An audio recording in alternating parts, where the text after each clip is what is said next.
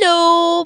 Welcome to last life. ఇయాలైతే మహారాష్ట్రలో famous recipe అయిన ఠేచా అయితే చేసుకుంటున్నాం. అయితే ప్రాసెస్‌లోకెళ్తే పల్లీల్ని మనం పాన్ పైన ఫ్రై చేసుకోవాలి. ఫ్రై చేసుకొని దానికి పౌడర్ చేసి పక్కకు రెడీ పెట్టేయాలి. అండ్ అదే పాన్ పైన ఆయిల్ ఏసుకొని పచ్చిమిర్చి, ఉల్లిగడ్డ, ఎల్లిపాయ అవన్నీ ఏసుకొని అండ్ అలాగే జీలకర్ర ఏసుకొని చెంచా ఏసుకొని అటు ఇటు తిప్పేసి కొంచెం సాల్ట్ యాడ్ చేసుకొని అండ్ లాస్ట్‌లీ మనమైతే ఎండుమిర్చి ఇంకా కలేమాక్ ఆర్ కరివేపాకు యూ కాల్ ఇట్ అది కూడా ఏసేసుకొని ఫ్రై చేసుకొని అదంతా సీదా మిక్సీ గిన్నెలో ఏసేసి మనం మిక్సీ పట్టినామనుకో మనకైతే పేస్ట్ రెడీ అయ్యి వచ్చేస్తది భయ్యా.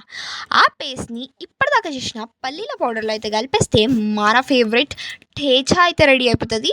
అండ్ నాకు ఆ ఠేచాని రోటీతో తినడం అంటే ఇష్టం. చాలా ఫైరీ టేస్ట్ ఉంటుంది. అండ్ తిన్నాక జరసేపటి దాకా కారం కారం అంటాం కానీ సూపర్ అంటే సూపర్ ఉంటుంది. మీరు ట్రై చేసి చూడండి. అప్పుడు